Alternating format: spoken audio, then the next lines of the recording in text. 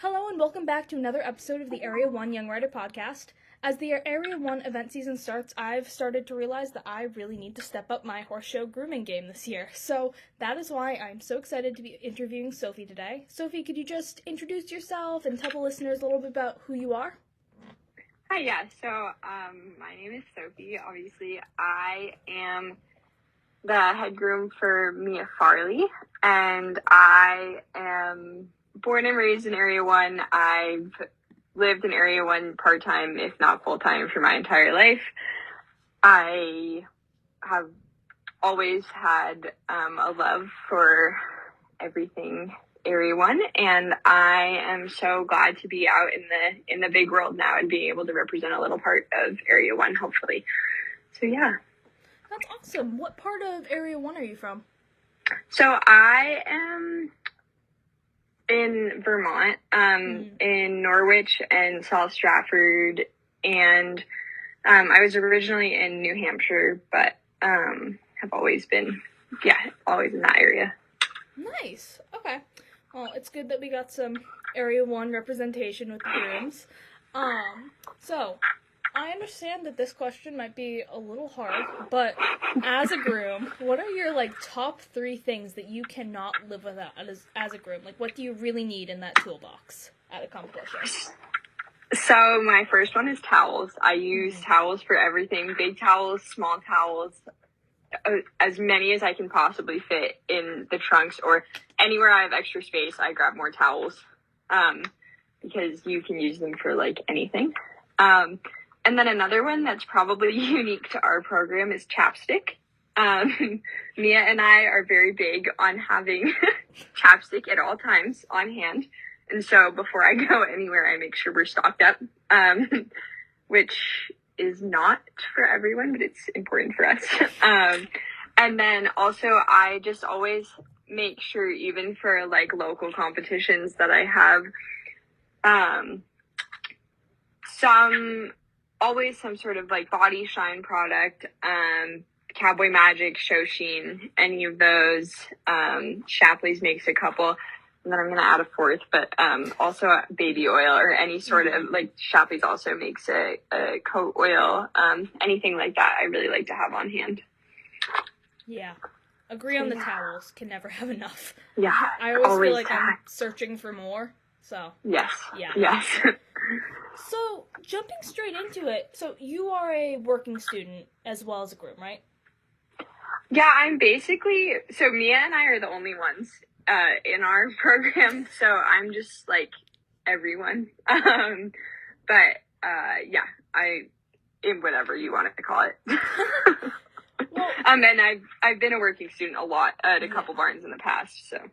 So for this specific job with Mia Farley, how did you get into that? Yeah, so I had been working for Anna Losciavo in Vermont, and basically at the end of high school, actually before the end of high school, but between my junior and senior year, I wanted to kind of branch out and see what was outside of Area 1. And so I just asked Anna if she knew of anyone, and she connected me with the O'Connors. Mm-hmm. And so I worked under Mia, who was at that point still very much a part of the O'Connor program, which now she is still under the O'Connors, but she's out on her own a bit more. And at that point, we were still on the O'Connors farm. And so for that first summer, I worked under Mia and David, and that was absolutely incredible. I learned so much as a working student then. And then it kind of evolved from there. Mia went out on her own the following summer. And so she texted me and was like, hey, if you want to come along, we'd love to have you. And then I basically not left. And so, I went to Florida with her for the winter this year. I was in Virginia with them last summer, and then we're in Kentucky this summer. That's awesome. So the working student position just kind of transferred straight over into you kind of becoming the head groom? Yeah, so because Mia's still young and up and coming, she is just going out on her own. Basically, it it worked out well for both of us, I think, because I really loved the idea of being in a smaller program where I got to be like part of everything. And as she was transitioning from being directly under the O'Connors to slightly more out on her own, she just needed some help. And so we just transitioned. So instead of working technically as the O'Connors working student, I was working for her. So. Yeah, and I mean, in that smaller kind of a program, I'm sure you're doing so much more and getting so much more hands-on time to learn. Yeah, absolutely. So, just speaking of it, like, what is a typical day as a working student at the farm for you? Yeah, so for me, like, because we have one other girl that helps a little bit.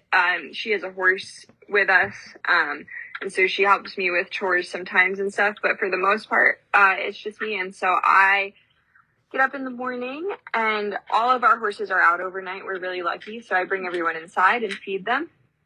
And then we've got a couple babies, so I feed them outside because they get to stay out 24/7.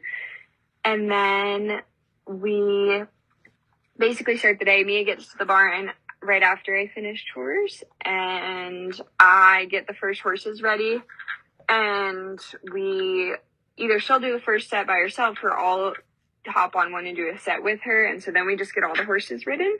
And so basically I'm just tacking up, untacking, taking care of horses, hopping on some, getting everyone ridden.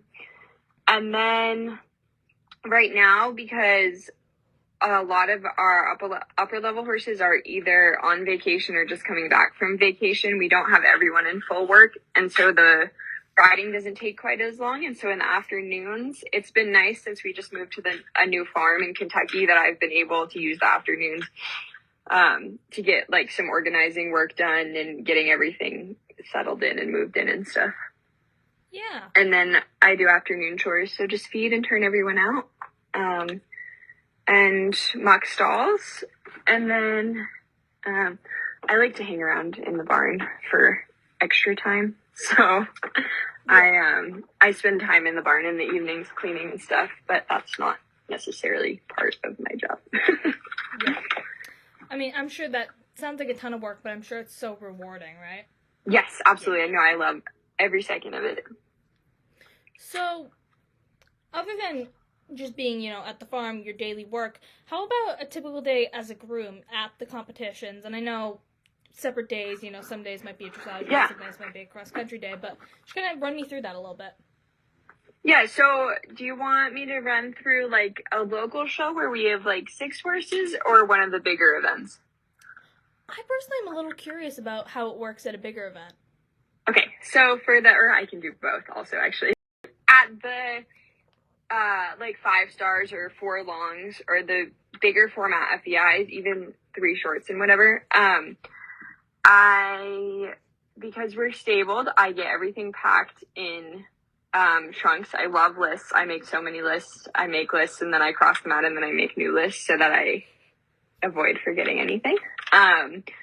I like to try and pack kind of for each phase as separately as I can at the bigger shows, so that when I'm like in our saddle pad trunk, I like to make sure that the cross country or show jump pads are on the bottom, and then cross country pads, and then dressage pads, so that I'm not throwing things everywhere trying to find stuff. And then I just like to make everything as organized and straightforward as possible. So if we don't have a tack stall, I can keep everything really organized in front of their stalls. Or if we do have a tack stall, making sure that everything stays super organized in there so that there's no clutter. And if we need to grab something quickly, that we can do that. And then my saving grace at all of our shows is a little 3-tiered husky trunk that we have that I keep all of my essentials in. So like shampoos and sprays and everything are on the bottom, and then brushes, gloves, fly bonnets, everything else are in the middle, and then like small essentials are on the top. I've got chopstick and anything else that we could need. And then at bigger FEIs and stuff so for jogs, I like to make sure that when they're stabled, they're always getting out and walking as much as possible. Because like I said, ours are out overnight. And so I like to make sure that I'm keeping them out of their stalls as much as possible so that their routine isn't totally changed. And then dogs, they get a bath in the morning, and then depending on the time, and then get them braided and shiny and hoof polished and everything and ready to go. And then dressage day, kind of similar. They get a bath and then get them all tacked up and braided and looking nice. And then they go to dressage. Cross country day. So like for Phelps at the 5 stars, I have a tendency to try and touch him like hours before I need to. And it's so hard when you just have one horse when you're used to having like 6 at shows because there's not as much to keep you entertained. And so I'll just like try and fiddle with Phelps all day. So I try and make sure I have everything laid out, and then I make a schedule so that I have other things to do, or I just take him grazing for hours so that he doesn't have his tack on for any longer than he needs to and stuff like that. So then for cross country day, I make sure everything's in the vet box so that I don't have to worry about that when they're finishing along. And I normally pack my backpacks before, but I double check and make sure everything's in there. I have 2 sets of stud removal stuff, so it never leaves my backpack, so I don't ever have to worry about that not being in there, stuff like that. Again, towels, making sure that those are in my bags always. So I have all that stuff prepared. And then show jump day, I like to keep them walking after a long format because their bodies are tired, and so their muscles should be moving. And then depending on if Mia wants to pre-ride or depending on the horse, if she wants to pre-ride, that'll normally be fairly early in the morning, depending on what time show jumping is. So then we'll get them ready for that, and then I'll take care of them and braid them and get them all ready for that show jumping. And then we go home. So that's like a big show. Yeah. And really, like, at those, we normally have 1, maybe 2 horses. And so it's just a lot of grazing and making sure everything's super clean and organized. And then at the smaller shows, when we've got the young horses and we've got 5 or 6 horses, we're working out of the trailer. So I like to obviously make sure the trailer's packed the night before with everything I could imagine. Plenty of water, buckets, sponges, all that stuff. Again, lists really help me with all that. And then making sure that I have a schedule. I put the schedule for the day on the home screen of my phone, and so that I always have the times right with me. And I'll also write it on a piece of paper and hang that up on the tack room door or something. But I find that having it right on my phone, then I always have it on me. And then basically once we get there, I have everyone graded. When we have like 5 horses, everyone's graded before we get to the show. So, I don't have to stress about that. And then basically it's just tacking up and untacking until we're done for the day. So, yeah. Yeah.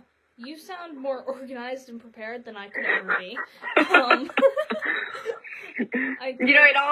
You gotta learn somehow. I have gone to shows with 6 horses and 1 half pad, so you learn that gotta figure out how to remember things.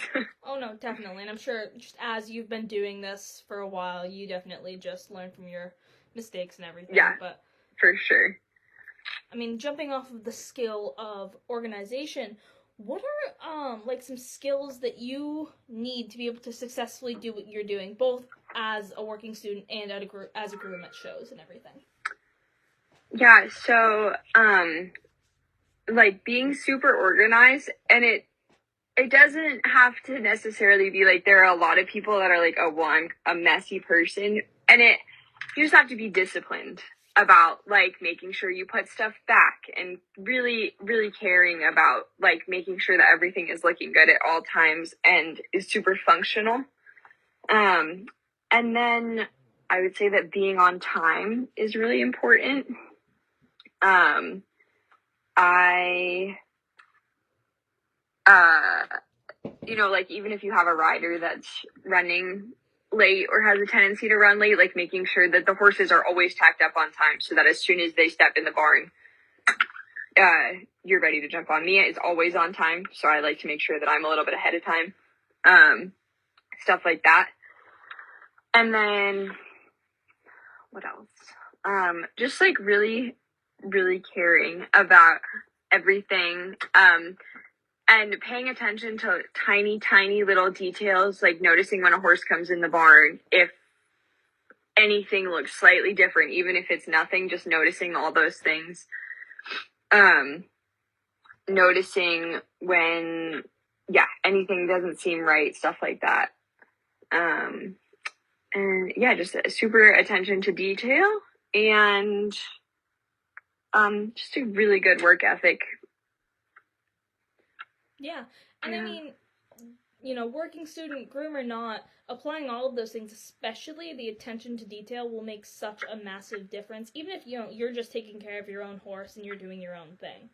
Yeah, absolutely. So, in your opinion, what are riders and trainers looking for in a working student and groom? Because I know right now you're under Mia Farley, but you had mentioned that you've been working student for other people as well. So what do you think they're looking for? Yeah, so I worked at a Connemara farm in Vermont for a couple years, and then I worked for Anna Luciavo and Ariel Gerald as well as a working student. And I think that, especially right now, I think there's a major shortage of people willing to help on farms and work and working students. And like I was saying to someone the other day, I feel like every time I open my phone that there's a working student ad. And I think that a really good work ethic is really important. Like, I think that sometimes, and not all the time, but like, you need to be okay with working a 16-hour day or 17-hour day, because that's horses. And obviously, like, 17-hour days, 7 days a week is not a sustainable lifestyle. And so that's not anything that anyone needs to be prepared for. But, you know, occasionally having long days and being okay with that. And, like, really showing up when you're at work, really loving what you're doing, and stuff like that. And then, like, I think a lot of people, especially right now, are willing to teach people that want to learn, but being really open to hearing how somebody wants stuff done in their program, even if it's not how you've been taught in the past, listening to what they have to say, and so that you can do things correctly for them, would be, like, I think the biggest things. Yeah, I mean, I had been a working student a couple years ago, and just, I learned so much. And it just opened so many little doors, and you won't learn as much as you will being a working student anywhere else. And yeah, exactly. You are definitely right. It is a big commitment. You know, you will be sacrificing a lot of time, but it is worth it, and it does definitely pay off. So, yeah, for sure. For any riders who are seeing those working student ads coming through, take a look at it, because you will definitely get so much out of it. Yeah, absolutely. So, how did you learn all the skills needed to become a groom? And I mean, like, grading, horse management, all of that kind of stuff. Where did you get that from? So, my mom is a trainer. She's been riding since she was 10. And so I got pretty lucky with having her. She's groomed through the 4-star level, and groomed for a lot of people when she was younger. And so she was a huge resource for me when I was younger. Like, I was braiding all my own ponies as soon as I was able to. And she obviously runs a barn and stuff. And so I've basically just been in that since I could walk, or before I could walk. And so just observing her. And then the first barn that I worked at, which was the Connemara breeding farm, was a huge opportunity for me. And like, you don't need to be afraid of making mistakes, and that's how you learn. It's really just like making sure that when you make a mistake of something, you hear what whoever you're working for has to say, and you don't do it again. And so like having that learning opportunity where I got to handle young horses, the stallion, breaking 4-year-olds, 3-year-olds, stuff like that, basically just like fully immersed in all that and learning as I went. And just having people around me that I could ask questions and observe and all those things. And I would say for someone that isn't as lucky as I was to grow up with parents in the horse world, I would say that finding someone that you can just like attach onto and be at the barn as long as possible and like not be in their way and not anything like that, but just ask questions at appropriate times and just learn to watch everything that they're doing. Yeah, you make a lot of good points, especially with learning from your mistakes. That's the only way you're ever going to learn. So, yes, don't be absolutely. afraid to do it. Yeah. This one's a little random, but I had recently seen, like a tutorial on these, and it got me thinking, have you ever done or at least seen quarter marks for horses? Yes. So, for the listeners who might not know what we're talking about, could you just tell us a little bit about those, what they are? Yeah, so basically it's another thing to make the horses look flashier. There are a couple different tools that you can use. There are certain brushes that do a nicer job. They make a specific like quarter mark comb or brush, and there are all sorts of different quarter marks you can do. They make stencils, and the best I learned from watching people and then also YouTube. And you can look up, like, that's one thing that you can definitely look up tutorials on YouTube because there are so many different quarter mark options that it's pretty easy to learn. And then also you can practice as many times as you want or as long as your horse will tolerate it. And they don't look wonderful on all horses depending on and stuff like that, but it's definitely something fun to experiment, especially like at local shows and stuff. Yeah, those are definitely something that I'd like to teach myself because they just look really fun. They look really nice. Yeah. But yeah. So just curious. I mean, especially when you're doing the bigger events, you have to do a lot of transportation. I'm sure there's a lot of travel. What's that like, and what's your part in all of that?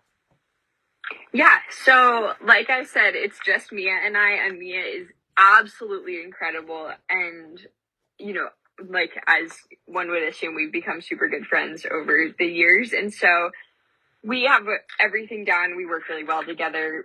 Obviously, we get along wonderfully. And so we have everything down to a pretty solid system. We make a timeline, make sure everything is packed and ready earlier than it needs to be. Or as efficiently as we can. And then, basically we take one rig to every show. So Mia really likes to drive the truck and trailer. So, unless it's a super long drive, Mia normally drives, but, yeah, I just make sure all the horses have plenty taken care of, and everything that they need. Normally, we're not going more than like 10 hours for a long show, and our horses travel incredibly well. And so we don't have to worry about like very many health things or anything like that. So just making sure that they have hay, water anytime that we stop, stuff like that. But nothing huge. We are really big on just letting our horses be horses. So I try not to be crazy about anything when they're traveling. I try not to much. They don't travel with clothes on if I can avoid it, as long as it's warm enough. And then just, making sure they have hay and water. And ours are all really good eaters, which is so nice. None of them stop eating when we go anywhere. Nice. Yeah. Yeah. And, I mean, like you said, the horses being super easy with travel must make things run a lot more smoothly. Yes, it makes everything so easy. So, once you get to those bigger events, like, for example, just the 5 stars, like, what is the environment like over there? Yeah, so it's so incredible. And like the first time I groomed at Kentucky was last year. Me had 2 horses in the 4 short, and I was just so starstruck by everything going on, because when you haven't been in that environment before, it's beyond what you could have imagined. And you know, like all the top riders are just casually walking by and stuff like that. And so for someone that's never been in that environment, it's really, really cool. And it's still cool now, but I'm just more adjusted, so I'm used to all that. But for sure, the first time that I was in those environments, I was flabbergasted. And then really, like, once everyone settled into the barn, it's so calm and peaceful, and like the horses all know their job at events like that. They're all, you know, there's the occasional horse that's upset and whinnying, but like the humans are all doing their best to stay really calm and quiet so that the horses stay really calm and quiet. There's people walking around and chatting and whatever, but there's nothing, like, once everybody's moved in, the move-in is probably the most stressful part of the first few days, just getting everything unpacked and settled in. And then, like, after that, it's really just, it's a really good environment, actually, in the barns and stuff like that. And I don't normally get far outside of the barns. But yeah. Yeah. And I'm sure there's so much to, you know, learn just from observing when you have all of those professionals and everything working around you like that. Yeah. Yeah, for sure. No, I watch anything and everything that I can, grooms across the aisle, stuff like that. And then, like, slowly you'll start to get to know people. So, like, making friends with other grooms, seeing how they do things, stuff like that, is super helpful. And then, yeah, like, at Kentucky at the 5-star, just, like, observing any of the grooms that have been doing this forever and ever. Max Corcoran was just down the aisle from me. So, like, watching anything that I could that she was doing, stuff like that. Just noticing little things, looking at their horses and how they're turned out, stuff like that. Yeah, and I'm not 100% on when the deadline for this is, but there are applications open for the grooms for the Young Rider Championship, so if any young riders listening are kind of interested in what Sophie's been talking about and might want to try out being a groom, I would highly recommend taking a look at the Area 1 website. Yes, everyone go look at it. And I was actually talking with Melanie a little while ago, and we're working on maybe putting together some sort of FaceTime call with me and some of the people that are interested in being grooms once that's all sorted out. So yeah, that would be an incredible experience for sure. Yeah, highly recommend. Yeah. So, at the most recent Kentucky 3-Day, you took home an award for best turnout, right? Yes. So, what did you even have to do to win this? Like, what were the judges looking for? How did that all happen? To be so honest, I have absolutely no idea. I did not even really know that it was a thing. I really, like, I just focus on making Phelps look the best that he can. And I was so shocked. David, it was actually really funny. Mia and I were running back to the barn after the jogs to get jump tack on Phelps, and David called us and was like, I gotta come get Sophie. And we were like, no, we don't have time. And he was like, no, she has to come get an award. We were like, what? Oh, that's really funny. And so, yeah, honestly, I was shocked and confused, but so grateful. And Phelps makes my job so easy and stuff like that. He's incredible. And so it makes me so happy to make him look good and let him shine. Yeah. So yeah. Well, very, very grateful for that experience for sure. Well, congrats on that. I don't know. Yeah, I mean, that's, no matter how you look at it, that's really cool. Well, thank you. Yeah, yeah. So, do you have any, I know you were saying the upper level horses are kind of, on vacation right now, but do you have any plans to groom at, upcoming events?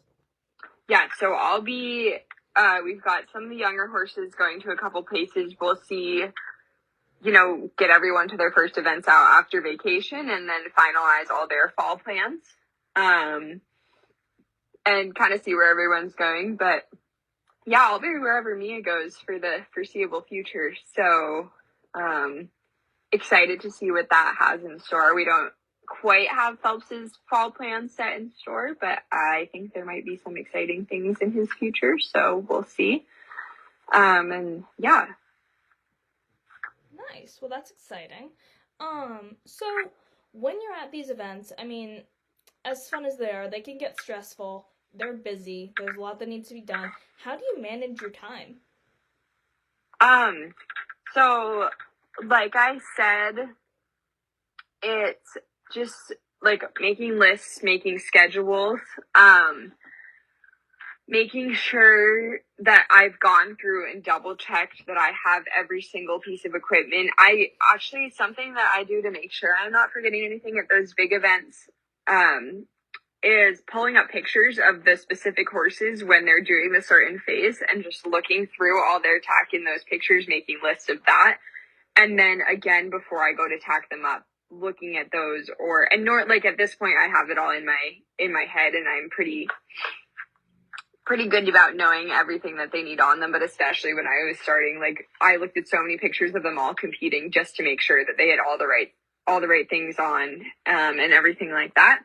So that was super helpful for me. And then time managing, making sure that I always have extra time planned into the schedule, because it's horses and you never know what's going to happen. And so the big events, time management is easier. The 5 stars, since we only have Phelps, it's a lot easier for me to manage time. And in fact, I am working on managing, making sure that I am not touching him too much, like I talked about before. And so just like really getting everything down to a T. And so I know exactly how much time I need to tack up, how much time I need to get his boots on, stuff like that. So that there's nothing is ever in a rush, and I don't ever want to create a stressful environment for Mia. So I don't ever want, like, she's got enough to worry about with everything else. And so making sure that I have all my bases covered, so that when she either comes back to the barn to get on or is outside the stall or whatever, that everything is under control so that she doesn't have anything else to worry about. And that, yeah, just making a schedule is a big thing. Working backwards from the time that they go, knowing how much time, each horse is different, but knowing how much time before she rides she'll want to be on and everything like that. Knowing how long the walk is to wherever they're going and factoring that into time so that the rider isn't rushing when they get on, stuff like that. Yeah, definitely. And I mean, I really like your tip about looking at a photo, because you have no idea the amount of times I've made it halfway to the ring and just not had my number on. So I might have to start doing that, because yikes. Yeah, the other thing I do for numbers is we put them all on saddle pads. And so because I've definitely forgotten numbers before, if there's one thing that I'm going to forget when I'm packing up, it's probably going to be a number. And so I've started putting safety pins on the saddle pads before we even get to the show, so that when I look at them at the end, I'm like, oh, the number has to go on the safety pin. But yeah, numbers for sure are very forgettable. Yeah. So throughout your time being a working student and a groom, what is your favorite part of it all then? Gosh, I love all of it. I'm so lucky in the job that I have now. Like, I get to ride all of the horses. I get to be a part of all of their conditioning programs. I get to, anytime that Mia has to go away for one thing or another, if she's taking, because there's only 2 of us, if she's taking 2 horses to an away show, often I'll stay at home, and she'll, and she's extremely sufficient at taking care of everything herself when she's away. And so sometimes it makes more sense for me to stay at home, so I ride everyone when I'm at home. But like, honestly, just getting to be a part of all of their day-to-day lives, getting to spend time with all the horses. All of our horses have such fun personalities. And yeah, just getting to be involved in all of their individual journeys, and honestly, just everything. I love it all. That sounds so cheesy, but it's true. No, I get it. I'm sure it's really hard to pick one thing. Yeah. So, again, throughout your time, do you have any, funny stories from, like, any shows or days or anything like that? Trying to think. I'm sure that I do. I mean, the one day that Mia and I got to the show and we had 1 half pad and 6 horses, was not funny that day, but we can laugh about it a little bit now. And let's see what else. I don't know that I have anything very entertaining. Oh, that's fine. There's gotta be something. Honestly, the half pad thing, that's... I know. It's pretty bad, that one. Yeah. I mean... But, you know, it happens to everyone. Yeah. And you just gotta learn from it. I can say that I have not ever forgotten half pads ever again. Exactly. And I'm very lucky that Mia is very, very patient with me while I'm still learning about all of the things. Trying to think of other funny moments. We do a lot of laughing around here. We have a good time with everything we do. But, you know, our horses, like I said, all have pretty big personalities. Yeah. So they keep us pretty entertained. Phelps and then Sammy, whose show name is Invictus, really like to chew on things and throw things into the wall in the trailer if they're made to stand in there for too long. So they like to keep us entertained with that. Stuff like that. I don't, there's gotta be something funny that's happened to me all these years. No, trust me, I would blank on this question too. Because I'm thinking about it myself and I'm like, I have plenty. I couldn't tell you about them though, I don't remember. But I'm sure when I was younger, there's been tons. Because I have 2 little sisters, so we wreak havoc. But yeah. I used to fall off at like every event I went to. So that was pretty funny, I guess. I'm sure not funny in the moment, but... Yeah, I mean, I got pretty good at laughing about it in the moment, but it wasn't funny the first couple times. So, in your time, I know might have to reiterate a couple points here, but what is the most important lessons that you've learned from doing what you're doing now? So many things. I think a big thing for me is that I've learned the importance of working for someone whose values align with your own. So like Mia and I think very similarly. We feel very similarly. We prioritize the horse care over everything else, obviously. But, you know, we just go about everything in a really similar way. And that's huge for me. We have a smaller program. We only have about 12 horses right now.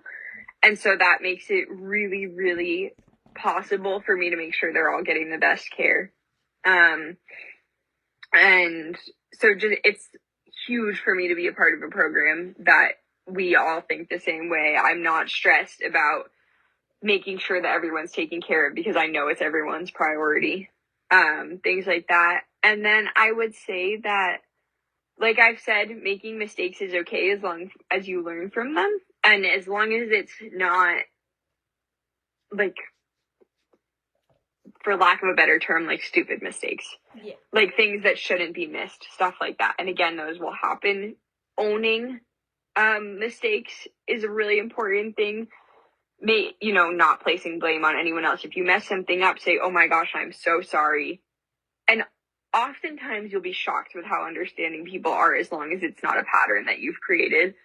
I would say that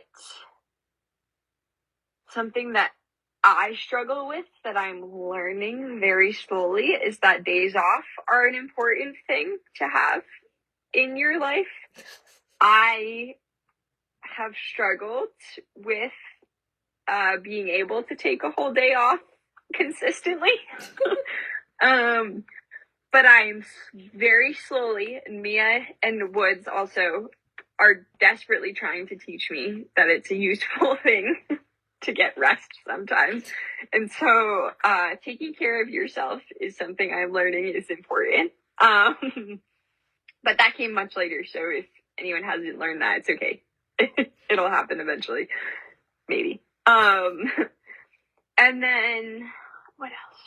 Just like, this sport is so hard, no matter who you are, that if you are not loving every single second of what you're doing, and yeah, there are going to be really hard moments, and I would be absolutely lying if I said I haven't been like crying thinking that this is too hard and I can't do it. But learning from those moments, getting the positives out of those moments, everything like that. And not everything is smiles and laughing and stuff like that. But even still, loving everything else so much that those moments don't take over your life.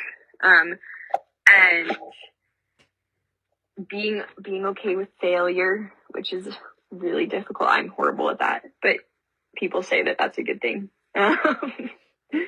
Just like, all these things all sound so cheesy, but it's so true, and you'll hear everyone say them, but it's so true. Just loving your horses, prioritizing your horses over everything, anything and everything, scratching an event because your horse doesn't feel right, even if everyone's telling you that it's fine.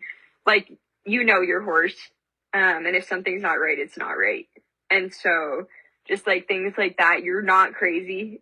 If you think that something doesn't feel right, it's probably not right. And no matter who's telling you, if they don't know your horse like you do, then they might not know. Listen to your vets and farriers, everything that everyone says. There's so much valuable information to be learned from every single program that you're in, whether or not you fit super well in the program. However much time that you're there, there is always something to be learned from anywhere that you are, anything that you see. Even if it's like, oh, I am never doing that. There's always something to be learned. So yeah, I think that's a lot of the things. I forget what you even asked me. That might have not answered your question at all. No, that was perfect. Honestly, like, super well said, and I could not agree more. No. But yeah, no, couldn't agree more with that. And do you have any advice for aspiring eventing grooms who might be looking into something like what you're doing now? Yeah, so I would say that, like I've said a lot, I've gotten so lucky to be in Mia's program and just finding my way here for being part of the O'Connor program. And unfortunately, not everyone gets this lucky. But really sticking with it, like, if you have an incredible working student position, stay there as long as you are still learning things. Absorb all the knowledge that you can wherever you are. Pay attention, learn every single different way to braid that you possibly can. Because then, if you go to a program that doesn't like braiding with rubber bands, you can say, oh, it's okay, I also know how to braid with yarn or string or anything else that you can imagine. So as much as you can learn, and then, I know it's so cliche, everyone says it, but like, you've got to work your way up.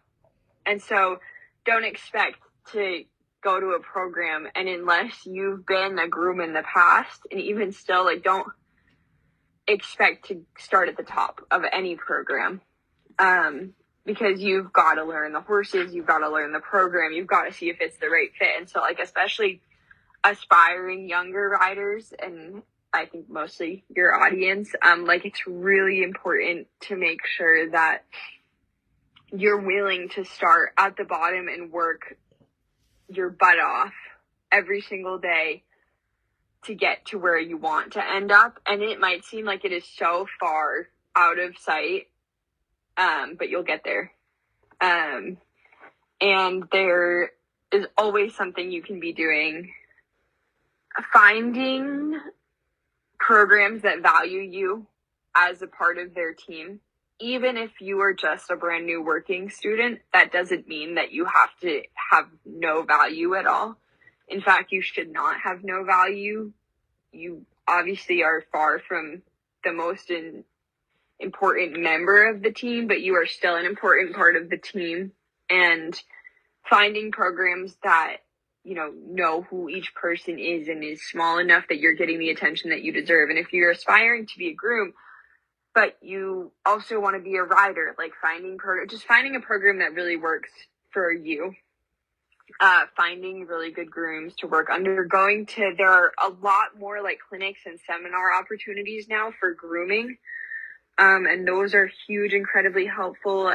Emma Ford has books. I think her and Kat Hill both have a couple books that they've done together. And Emma has that world-class grooming that I think is her and Kat. All of those resources are huge. And so really looking into all of those things, and just always being able to learn or being willing to learn. Yeah, that's fantastic advice. I think all of those things are really important to focus on and think about. So, yeah. And especially to those people who might be considering the Young Rider Championships groom position. Just for sure. Keeping all that stuff in mind. Yes, absolutely. And additionally, I am happy to be a resource for any of those people, and I've talked to Melanie too, but anybody is welcome to call me anytime and ask questions. So you have my contact. But yeah, anybody that's looking to go to the Young Rider Championships or wants more information, feel free to contact me. Yeah, definitely. Well, Sophie, I think we're going to wrap it up here. Do you have any finishing thoughts that you would like to leave the listeners with? I don't think so. I've got to have something. I would just say that don't ever give up on what you want. And even if you know that you want to be a part of the horse world, but you don't know what aspect, like I didn't necessarily know a couple of years ago that I would love grooming so much, but keeping an open mind, and knowing that like, as long as you have a great work ethic, oh my goodness, and are willing to take chances and try new things and really, really, really open to learning anything and everything, you will be able to find something that works for you in the horse world. And so just like keeping an open mind and not being on one track necessarily. And it's not bad to set goals. Obviously, set all the goals that you want. That's a huge thing. But keeping an open mind and not passing up on opportunities, even if they don't seem like they're exactly what you're looking for, because you never know what they're going to lead to. Yeah. So, yeah, I think that's all. Yeah. So, is there any social media or anything that listeners can find you on, especially those who might want to ask questions about the grooming program? Yeah, so I am on Instagram as Sophie Tullar _eventing. And Facebook, I think I'm just Sophie Tullar. And I think I have TikTok, but I don't even know how to use TikTok, so that's not useful. And then, yeah, I am pretty good about responding on Instagram, so feel free to reach out. Anyone that's looking to go to the Young Rider Championships and has questions and anything like that. And yeah. Great. Well, thank you so much for chatting with me today. I definitely learned a lot, so thank you. Yes, no problem. Thank you so much. Thank you for listening to this month's Area 1 Young Rider podcast. Being a working student or a groom will teach you so much and is definitely a rewarding experience, so keep an eye out for opportunities, whether they're Area 1 provided, like the Young Rider Championship groom applications, or if you're seeing ads for working students in your area. Like Sophie said, she's always available if you have any questions. Thanks again for listening. As always, we'll end this the way every cross-country course starts. Have a great ride.